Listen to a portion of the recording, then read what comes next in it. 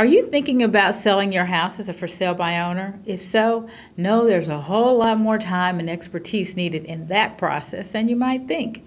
As a recent article from Bankrate explains, choosing the right price, crafting a compelling listing, marketing to potential buyers, coordinating showings, preparing paperwork, all of these are tasks that, in the absence of a real estate agent, you're going to have to do it yourself.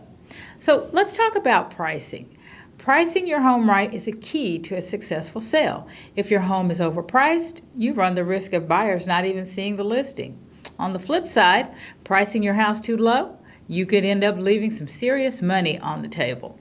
A bargain basement price could also turn some buyers away, as they may wonder if there's any underlying problems with the house.